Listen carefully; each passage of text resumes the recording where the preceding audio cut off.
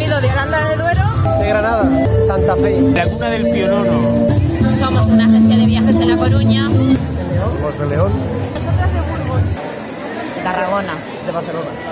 Venimos de Madrid. Y bueno, pues para disfrutar un poco, a ver lo que se cuece por este lugar.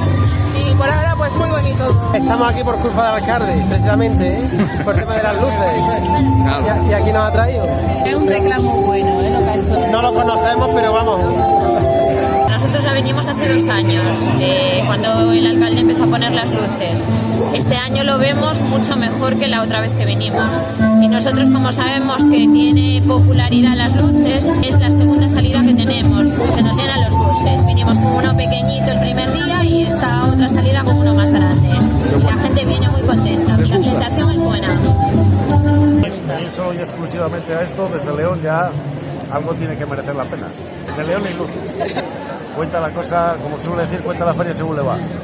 Yo tengo familia en Orense. Paramos en Orense y de Orense ya a Vigo a ver las luces.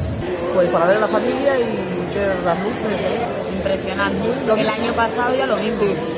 Y este año se tiraron en Telecinco por lo menos, como media hora hablando en el telediario del alcalde, de sus luces, cuando inauguró hablando en inglés, pues como reclamo para que venga gente y todo eso, pero anterior.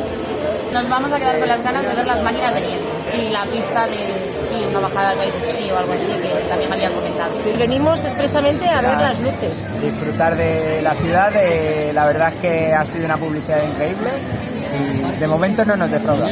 Está espectacular. Nosotros hemos cogido la reserva incluso en julio. Es imposible venir aquí a 15 días vista. No había reservas. Probamos a mirarlo y no había. O sea, era una locura. Y nos ha encantado, la verdad. Nos ha encantado. El clima, nos dicen que hace mucho frío, no hace frío, no llueve, nos hemos puesto de pulpo. Es espectacular, la verdad es que la promoción que están haciendo de vuestra tierra es muy buena. Yo recomiendo a todo el mundo que venga, de verdad. En verano también, porque no seguimos teniendo playas tan buenas. Galicia es otro mundo, de verdad, tenéis